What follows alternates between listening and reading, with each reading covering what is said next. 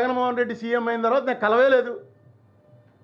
ఒక ప్రెస్ మీట్లో చెప్పాను ఏమని, జగన్మోహన్ రెడ్డి ఆ కేసులో కనుక నువ్వు ఎఫిడవిట్ అయిపోతే నీకు చంద్రబాబుకి ఏ తేడా లేదనుకుంటాను. నేను ఆ కేసులో ఎఫిడవిట్ చేయడానికి నీకేంటి అభ్యంతరం? నిజమైతే కరెక్టే వీడు చెప్పిందని వేయి, నేను చెప్పిన తప్పు అయితే తప్పని వేయి. సేమ్ చంద్రబాబు నాయుడు గారిని ఏం అడిగానో అదే అడిగాను, వేసాడు ఎఫిడవిట్ నాకు సపోర్ట్గాను. ఏం చేయాలి నేను?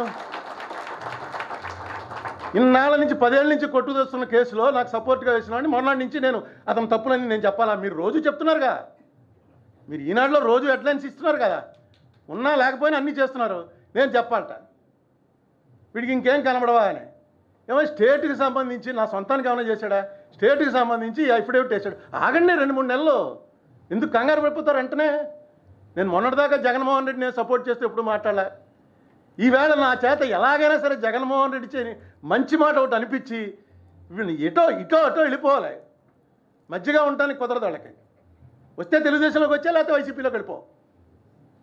ఇది ఎక్కడ గొడవ? ఈ సంబంధం దీనికి దానికి ఏంటంటే సంబంధం అసలు? మార్గదర్శి గొడవలో వాళ్ళు చిట్ ఫండ్ కంపెనీ నడుపుతున్నది పూర్తిగా చట్టవిరుద్ధంగా నడుపుతున్నారని వాళ్ళే ఒప్పుకున్నారు. చిట్ ఫండ్ యాక్ట్ మాకు వర్తించదు, మేము కంపెనీ యాక్ట్ ప్రకారం నడుపుతున్నాం అని చెప్పి వాళ్ళకి సిఐడి పోలీస్కి చెప్పారు. వాళ్ళు పేపర్లో రాయించింది మొత్తం రాశారు. వాళ్ళు ఇలా కుదరదు, ఇది కంపెనీ యాక్ట్ ప్రకారం నడవడానికి కుదరదు, ఏదైతే చిట్ ఫండ్ యాక్ట్ ఉందో ఆ యాక్ట్ ప్రకారమే నడవాలి అని. సరే ఏం చేస్తారో అన్నది కోర్టు, మళ్ళీ ప్రసాద్ గారు చెప్పినట్టు కోర్టుకి వెళ్ళిన తర్వాత రకరకాలుగా ఉంటుంది. మొన్న ఇక్కడే చూశాను మన కోర్టులో, మీరు కూడా ఉన్నారు ఆవేళ ప్రసాద్ గారు. ఆయన పెద్ద ప్లేడర్ ఒక ఆయన వచ్చాడు, ఒకసారి వస్తే 15 లక్షలు తీసుకుంటాడు. 15 లక్షలు తీసుకుని వచ్చి ఏదో జీవో ఇచ్చాడు జగన్మోహన్ రెడ్డి, ఆ జీవోకి వ్యతిరేకంగా తీసుకొచ్చారు. జీవో నెంబర్ 1 2 రోజులు నడిచింది. ఆ 15 లక్షల ప్లేడర్ గారు వచ్చి అమెరికా ఇరాక్ వార్ చెప్పాడు. గుర్తుంది కదండి, గంట సేపు అమెరికా ఇరాక్ వార్ ఎలా జరిగింది, అటు గన్లు ఇటు తుపాకులు, చచ్చినట్టు జడ్జి గారు అలా కూర్చుని వినాలి. ఎందుకంటే వాడు 15 లక్షలు తీసుకుని వచ్చాడు. ఎందుకే ఇదంటే మళ్ళీ వీళ్ళు ఫీల్ అవుతారు. అదే నేను మేము చెప్తుంటేం లేదని మొత్తం చెప్పాడు. చెప్పి ఆఖరిని ఏమన్నాడంటే, ఆ రోజున జార్జ్ బుష్ ఏమన్నాడు, చట్టాలు దేశం కోసం, నోట్ డౌన్. నేను కూడా అదే చెప్తున్నా. దీనికోసం ఇరాక్ వారంతా ఎందుకు చెప్పండి? అన్ని కోర్టు కేసులు పోయి మొత్తం అందరు కేసులు ఉన్నవాళ్ళు ప్రసాద్ గారు ఎలాంటి వాళ్ళు వీడు చంపేశాడు, రోజంతా తినేసాడు. ఇరాక్ వారు చెప్పాడు, మన ఉక్రెయిన్ వారు చెప్పాడు, ఏంటి జీవో 1 గురించి. ఇలా పెద్ద పెద్ద ప్లేడర్లు వస్తారు, రన్నయ్య అక్కడికి జడ్జీలకేమో తలట్టు కూర్చుంటారు. ఏంట్రా మనకి కర్మని. ఇలాంటి కేసులు వచ్చేవాడికి నాలాంటి చిన్ననాడు ఎవడో లేచి నిలబడి, సార్ మా కేసులు అంటే, బాబా ఏం కేసు ఇది, నెక్స్ట్ మంత్ చూసుకుందాం పో అంటాడు. అలాగే 17 ఇన్నేళ్ళు జరిగింది, ఇన్నేళ్ళు నడుచుకుంటూ వచ్చింది. ఈవేళ సరే జగన్మోహన్ రెడ్డి అన్నవాడు చీఫ్ మినిస్టర్గా ఉన్నాడు కాబట్టి, చీఫ్ మినిస్టర్గా వచ్చి మార్గదర్శి ఫైనాన్షియల్స్లో ఒక ఎఫిడవిట్ వేసాడు కాబట్టి సుప్రీంకోర్టులో ఆ వేళ లేకపోతే కొట్టేద్దరు. ఎందుకంటే నేనేంటి సంబంధం నాకు? నేను ఓన్లీ కంప్లైంట్ ఇచ్చాను అంతే. తెలంగాణ గవర్నమెంట్ వాళ్ళు ఏం మాట్లాడలే. మొన్న ఇక్కడ తెలంగాణ ఈనాడు వేరు, మన ఈనాడు వేరు. ఒకసారి ఎప్పుడైనా తెలంగాణ ఈనాడు చూడండి, నెట్లో ఉంది, నెట్లో తెలంగాణ ఈనాడు చూడొచ్చు. 2 రోజుల క్రితం రాశారు, అసలు భారతదేశంలో తాజ్మహల్ అన్నది ఎంత అద్భుతమైనటువంటి కట్టడమో, హైదరాబాద్ సెక్రటేరియట్ మన కేసీఆర్ గారు కట్టింది అంతకన్నా గొప్ప కట్టడంట. దాని ఫోటోలు లోపలికి నడుస్తుంటే మయసభ ఏమిటిది ఏంటంటే కేసులో ఆయనకు అనుకూలంగా ఉన్నాడు కాబట్టి. ఇప్పుడు ఆయన కానీ అక్కడ వచ్చి నాకు సపోర్ట్గా వేస్తాడేమో ఎఫిడవిట్. మొన్న వకాలతా వేసాడు, ఇంకా ఎఫిడవిట్ వేయలే. ఏమో కేసీఆర్ కానీ ఇది అతను కూడా ఏమో అరుణ్ కుమార్ చెప్పిన దాన్ని కూడా ఆలోచించండి అని ఒక ఎఫిడవిట్ వేస్తాడేమో. మన పరిస్థితి ఏంటని మయసభ కింద మొత్తం మార్చేసి ఇంకా పొగడ్డం రాస్తారు. అయితే కేసీఆర్ అంతకన్నా ఇది అనుకోండి జాదుగారు. అందుకని మనం ఏం చేస్తాడో ఇంకా అప్పుడే ఏం చెప్పొద్దు, చూడాలి. ఈ కేసుకి సంబంధించి నేను అడ్వకేట్స్కి కానీ ఆడిటర్స్కి కానీ ఎవరికైనా చెప్పేది ఏంటంటే, మీరు డెఫినెట్గా మీ ప్రొటెస్టులు తెలియజేయచ్చు, కానీ మీరు కొంచెం అట్లీస్ట్ మీ మనస్సులో ఉన్న ఇది కరెక్టా కాదా అన్నది ఆలోచించండి. ఇదే ఒక వేరే వ్యక్తి చేస్తే ఎలా బిహేవ్ చేస్తుంది ప్రభుత్వం, ఎలా తీసుకెళ్ళి లోపలేస్తారో, ఎలా ఇంటరాగేట్ చేస్తారో. మొన్న రామోజీరావు గారు ఉన్నారు, ఆయన పడుకునుంటే వెళ్ళి చచ్చినట్టుగా వెళ్ళి చుట్టూ కూర్చుని రాసుకుని వచ్చారు. చట్టం ముందు అందరూ సమానమే అంటాం, అది పచ్చి బూతు. ఏమి కాదు అది, చట్టం ముందు ఏమి సమానం కాదు. డబ్బులు ఉన్నవాడి చేతిలో చట్టం ఎలా కావాలంటే అలా ఆడుతుంది, డబ్బులు లేకపోతే ఇంతే సంగతిలో. వెళ్ళారు, రాసుకొచ్చారు. నాకు అభ్యంతరం లేదు, ఎందుకంటే ఆయన పెద్ద ఆయన కోడలు లేడీ, ఇద్దరు ఇంటికి వెళ్ళాడు. అసలు ఎవరినైనా నేను అదే చేయమంటాను. ఎవరినైనా సరే పోలీసు నేను అడిగేది ఏంటంటే, ఇలాంటి నేరాల్లో ఏవో మర్డర్ కేసులో రౌడీజమో ఇంకోటి అలాంటి నేరాలు వేరు, ఇలాంటి నేరాల్లో ఆర్థిక నేరాల్లో ఎక్కడైతే డబ్బులు పే చేస్తానంటున్నారు కాబట్టి మీరు వాళ్ళని పోలీస్ స్టేషన్కి పిలవాల్సిన పనే లేదు. అలాగే మీకు ఆడిటర్స్కి మీకు ఇచ్చిన నోటీస్ ఒక ఫ్రెండ్ ఆడిటర్ గారు పంపించారు నాకు. దాంట్లో చూశాను ఏంట్రా ఈ నోటీస్ అంటే ఆఖరిని ఉంది వీ రిక్వెస్ట్ యూ అని ఉంది. పోలీసు రిక్వెస్ట్ చేశారు వాళ్ళని, వచ్చి మా ఆఫీస్కి పలానా రోజున మీరు వచ్చి మీకు చెప్పినట్టయితే మేము రికార్డు చేసుకుంటామని. వీళ్ళు దాని గురించి మళ్ళీ మీటింగ్ పెట్టారు, కోర్టులో వేసాం చూస్తాం వీళ్ళ సంగతి అని చెప్పారు. క్లియర్గా డివిజన్ తెలిసిపోతుంది. ఏంటి, జగన్మోహన్ రెడ్డికి వ్యతిరేకులు ఎవరు, వ్యతిరేకులందరూ ఈనాడుని అడిగి ఈనాడుని పొగుడుతూ ఒక స్టేట్మెంట్ ఇస్తేనే వాళ్ళు వ్యతిరేకుల కింద లెక్క, లేకపోతే ఒప్పుకోరు. లేకపోతే జనసేన ఎందుకు ఇవ్వాలి, జనసేన ఇవ్వాల్సిన పని లేదు. జనసేన పార్టీ కూడా రామోజీరావు గారి మీద ఇలా వెళ్ళటం చాలా తప్పు. చాలా అంటే ఆ రామోజీరావు గారు చేస్తున్నదని జగన్మోహన్ రెడ్డి తప్పు చేస్తున్నాడు అన్నవాడే జగన్మోహన్ రెడ్డికి వ్యతిరేకం. కమ్యూనిస్టులు చెప్పేశారు, సరే టీడీపీ అయితే వాళ్ళదే పార్టీ, జనసేన కూడా చెప్పేసింది. ఇక కొత్తగా ఏదైనా పార్టీ పెడితే ఈనాడులో రావాలనుకుంటే డైరెక్ట్గా చెప్పాలి. ఈనాడు పేపర్ చాలా గొప్ప పేపర్ అయిపోయింది. మన దురదృష్టం ఏంటంటే ఈనాడు పేపరు ఎలాంటి వాల్యూస్ మెయింటైన్ చేస్తుందో ఒక ఉదాహరణ చెప్తాను. పేపర్లు అంటే న్యూస్ చెప్పాలి. 2009లో ఈ మార్గదర్శి గొడవ అయిన తర్వాత నేను పార్లమెంట్కి పోటీ చేశాను. మీకు తెలుసు, ఈనాడు అందరం చదువుతాం.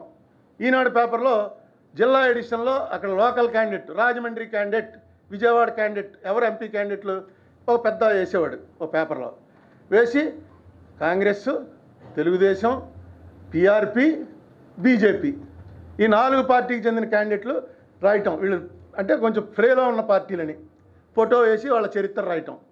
4 అలా అన్ని చోట్ల రాశారు. రాజమండ్రి వచ్చేటప్పటికి మాత్రం 3 పేర్లే రాశారు, మురళీమోహన్, కృష్ణరాజు, సోమవీర్రాజు. నేను లేను, నేను కాంగ్రెస్ క్యాండిడేట్, సిట్టింగ్ ఎంపీని, నా పేరు లేదు. వాళ్ళ 3 మధ్య పోటీ. ఇంత సంకుచితంగా నడిపేటువంటి వాళ్ళు ఎవరైనా ఉంటారా? పైపెచ్చు మార్గదర్శి నేను ఎప్పుడైనా ఏమన్నా అన్నాను, కానీ ఈనాడిని ఎప్పుడు అన్నది. ఈ విషయం కూడా ఇప్పుడే చెప్తున్నా, ఎందుకంటే నాకు ఎవరో ఫ్రెండ్ పట్టుకొచ్చి మొత్తం అప్పటి పేపర్లన్నీ ఇచ్చాడు. ఇచ్చి ఒక ఎగ్జిబిషన్ పెట్టి ఇప్పుడు నువ్వు విపరీతంగా వస్తారు చూడటానికి, ప్రతి ఊరికి పంపించి ఈనాడు ఎలా రాస్తుంది, ఏది నా మీద రాసినవే, కేవలం నాకు వ్యతిరేకంగా ఎలక్షన్ టైంలో రాసినవన్నీ అతను ఆయన ఎందుకు దాచి ఉంచాడో పాపం, ఆయన దాచి ఉంచి పట్టుకొచ్చి చూపించాడు. గుర్తుందిగా, ఆయన పట్టుకొచ్చి చూపించాడు. ఇవన్నీ వేసి మీరు చూపించండి అని. ఎందుకో రామోజీరావు గారు ఒక ఐకాన్ అయిపోయారు. అలా ఉండాలి, ఆహా ఓ ఈ గ్రేట్, ఆయనకి చట్టాలు లేవు, ఏం లేవు, ఎలా కావాలంటే అలా బతకచ్చండి, బతికితే అలా బతకాలండి. ఆయన్ని సపోర్ట్ చేస్తూ ఒక పెద్ద గ్యాంగ్, ఆ గ్యాంగ్ అంతా కూడా బాగా క్యాష్ ఉన్నవాళ్ళే. వాళ్ళందరూ ఆయన సపోర్ట్, ఎస్ ఈయన తప్పు చేయడు, ఈయన తప్పు చేసినా తప్పు కాదు, ఈయన ఎవరికి క్షమాపణ చెప్పాల్సిన పని లేదు. ఇది కానీ మనం అరికట్టకపోతే, ఎందుకంటే మనం రామోజీరావు గారి మీద దాశం కొద్ది కాదు, ఇందాక ప్రసాద్ గారు చెప్పారు, మాఫియాలకు తయారవుతాయి. ఒక అది చూసుకుని ఓహో అలా ఉంటే చాలా ఇదనమాట. మనం అసలు చట్టం గట్టం ఏమీ లెక్క చేయకుండా తిరుగుతుంటే ప్రజల్లో చాలా పలుకుబడి ఉంటుందిరా మనకి. ఇదే కరెక్ట్ అనుకుంటున్నారు ఈ దేశంలో ప్రజలు, ఈ రకంగానే ఉండాలనుకుంటున్నారు అని. నేనేం కోరాను రామోజీరావు, రండి బాబు మీరు వచ్చి తప్పు జరిగింది చెప్పండి, ₹1 ఫైన్ వేస్తాడు. డబ్బు కట్టేశాను అంటున్నారు కదా, కట్టేసాక ఇంకేముంటుంది గొడవ? మీరు జైల్లోకి పోవాలనో లేకపోతే మీకు ఏదో శిక్ష పడాలని ఎవడు కోరుకుంటాడు, ఎవడికి కావాలి? నాకేం లేదు, నాకేమీ మీ వల్ల వ్యక్తిగతంగా నాకు జరిగింది లేదు. ఎలక్షన్లో ఎప్పుడు మీరు కాంగ్రెస్కి వ్యతిరేకమే, నాకు కొంచెం ఎక్కువ వ్యతిరేకం చేశారు. 2 సినిమా యాక్టర్లను తీసుకొచ్చి పెట్టారు, 2 పెద్ద హీరోలు, 2 డబ్బు ఉన్నవాళ్ళు, నేను సామాన్యుడిని, నేనే గెలిచేశాను. మీరు ఎంత రాసినా నేనే గెలిచేశాను. మీ పని మీరు మీ ప్రయత్నం ఎంత చేసినా సరే అది జరగలేదని అక్కడ క్లియర్గా తెలిసిపోయింది. పబ్లిక్లో మీరు ఎంత చేద్దాం అనుకున్నా సరే దాని ప్రభావం ఎంత ఉంటుంది అన్నది రేపు కూడా తెలుస్తుంది. రేపు ఏమి కంగారు పడకండి. దానికి నేను ఎంతసేపు ఏం చెప్తానంటే, దానికి దీనికి ముడిపెట్టకండి. మీరు చేసేది ఒక సెలబ్రిటీ అన్నవాడు ఎప్పుడు కూడా, భగవద్గీతలో కృష్ణుడు చెప్తాడు, అర్జునుడు పారిపోతాను బాబు నాకు అర్థం వద్దు, ఏమొద్దు, ఎందుకే మా సొంత మనుషులందరినీ చంపేసుకుని నాకెందుకు రా బాబు ఈ రాజ్యం, నేను వద్దు, నేను పోతున్నాను, ఈవేళ నుంచే సన్యాసం తీసుకుంటున్నాను. అది మంచిది కదా. ఎవడన్నా గొడవ వదిలేసి వెళ్ళిపోతానంటే అతను సపోర్ట్ చేయాలి. కృష్ణుడు సపోర్ట్ చేయలే. ఏం చెప్పాడు? యద్య ఆచరతి శ్రేష్టస్తత్త దేవేతరో జన సయత్ ప్రమాణం కురితే లోకస్తదనువర్తతే. రే నువ్వేదో సన్యాసం చాలా గొప్పదని పారిపోవటం కాదు. శ్రేష్ఠులైనటువంటి వ్యక్తులు ఏ పని అయితే చేస్తారో మిగతా వాళ్ళందరూ కూడా దాన్ని ఆచరిస్తారు, దాన్ని ఇమిటేట్ చేస్తారు. నువ్వు అర్జునుడు అంటే ఒక పెద్ద ఫిగర్, నువ్వు పెద్ద సెలబ్రిటీవి, నువ్వు యుద్ధంలోంచి వెళ్ళిపోవడానికి వైరాగ్యం వచ్చిందండి, వీడు వచ్చింది, ఇదేమనుకోరు, భయపడి పారిపోయాడండి అనుకుంటారు. అనుకుని భయపడి పారిపోవటం అనేది తప్పు లేదు అని ఒక కొత్త ప్రెసిడెంట్ స్టార్ట్ అవుతుందన్నమాట. అలాంటి ప్రెసిడెంట్ నువ్వు స్టార్ట్ చేయకో, తప్పది. శ్రేష్ఠులైనటువంటి వ్యక్తులకు చేయడానికి అర్హత లేదు. నేను ఈవేళ రామోజీరావు గారికి చెప్తున్నా, మీరు ఒక సెలబ్రిటీ అయ్యారు. సెలబ్రిటీ అన్నవాడికి ఇలాంటి తప్పు చేస్తే వెంటనే తప్పు అయిపోయిందని ఒప్పుకోవటమే మీ కీర్తి ప్రతిష్టలు పెంచుతుంది. మెగ్నానమస్ అవుతారు మీరు. మీరు దీన్ని ఎలాగోలాగి వీడు జగన్మోహన్ రెడ్డి ఏదో కక్ష కట్టి నా మీద చేస్తున్నాడు, వీళ్ళ నాన్న నా మీద కక్ష కట్టి చేశాడు, నా మీద 50 లక్షలకు వేశారు. ప్రసాద్ గారు ఒక యాక్ట్ తీసి చూపించాడు. దాంట్లో ఏంటంటే ఒక కంపెనీ వాళ్ళు డ్యామేజెస్ అడగాలంటే ఆ కంపెనీకి నష్టం వచ్చి ఉండాలి. ఆ నష్టం వచ్చి ఉంటే ఇగో పోయిన సంవత్సరం నాకు 10,000 లాభం వచ్చిందండి, ఈ సంవత్సరం 9,000కి తగ్గిపోయింది. ఈ అరుణ్ కుమార్ అన్నవాడు నా మీద చేసిన వ్యాఖ్యల వల్ల నా లాభం తగ్గిపోయింది కాబట్టి అతను నాకు డ్యామేజ్ కట్టాలి. లేకపోతే గుడ్ విల్ ఏముంటుంది, కంపెనీకి గుడ్ విల్ అంటే ప్రాఫిట్ మేకింగ్. ఆయనే చూపించుకున్నాడు. నేను స్టేట్మెంట్ ఇచ్చి ఈయన మీద కంప్లైంట్ ఇచ్చిన తర్వాత మూటలతో డబ్బులు పట్టుకొచ్చే క్యూలో నిలబడి కట్టేస్తున్నారు. మీరు తీసుకోండి చిట్ ఫండ్ కంపెనీల దగ్గర. చిట్ ఫండ్ కంపెనీ వాళ్ళు మేము తీసుకోమా అంటున్నారు. ఇవన్నీ టీవీలో చూపించారు. ఇది జరిగిన తర్వాత అబ్బో బాగా ఇంకా పెరిగిపోయి ఈయన బ్యాలెన్స్ షీట్లో కూడా చూపించారు. ఇదిగో మా లాస్ట్ టైం ప్రాఫిట్ ఎంత, ఇప్పుడు ప్రాఫిట్ ఎంత.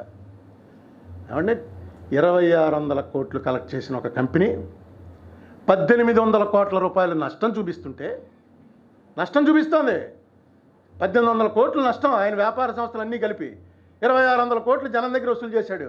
గవర్నమెంట్ అడగదా?